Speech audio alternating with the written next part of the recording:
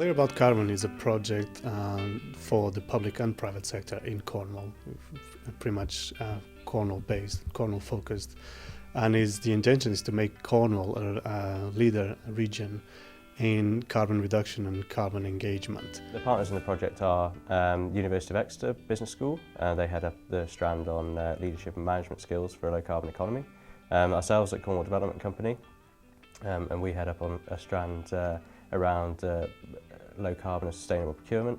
The Duchy College, part of Cornwall College Group, they lead on the agri-food sector, specifically looking at links between processing companies and primary producers. And Eden Project, who lead on mainstream and dissemination, really put some brand power behind the project. One of the things we really want to achieve is to make Cornish organisations at the forefront of the change in procurement practice as regards reducing their carbon emission.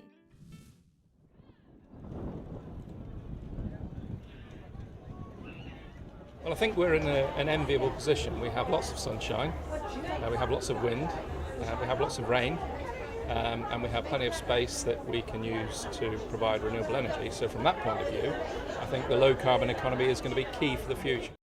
Every business is facing this as a critical challenge. For some, it seems a long way off because the supply chain is way back at this source, but it's coming closer and closer all the time, partly because of the speed of innovation and change and the rate of consumption.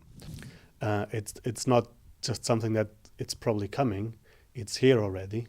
All government departments are already asking businesses, their suppliers, to disclosure what's the carbon they are emitting.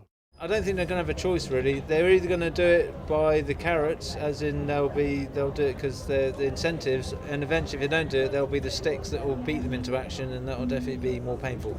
In a whole range of different business activities, they need to look, for example, at conserving materials, using less materials, reducing carbon emissions, reducing the amount of packaging that they use for their products, reducing waste that they generate. So it's basically trying to operate more efficiently.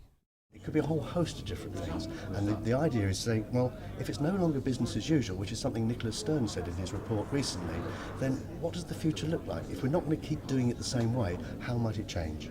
There is no shortage of evidence that there is a business case for sustainability.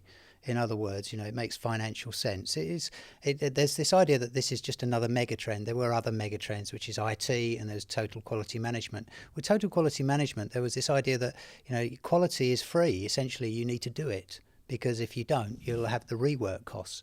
Well, sustainability is much the same. It's essentially it's not free, but it's free to you as an individual, because as an organisation, the cost there is self-financing, because if you don't do this stuff, then you're going to be, it's like commercial suicide. I think we're at a moment in history that if we were brave enough to prove that we weren't, parochial, and actually saw ourselves as being the leaders of something right at the start, there is no reason why it can't be us that actually sets a new course into the future. I think in an ideal future, businesses will understand that not only is their business dependent on the environment, and therefore they have to manage it sustainably, not only is their business dependent on happy people, people who can consume their goods and services, but also happy workers as well. I mean, I think we've got to get to the point where everything we do is in balance.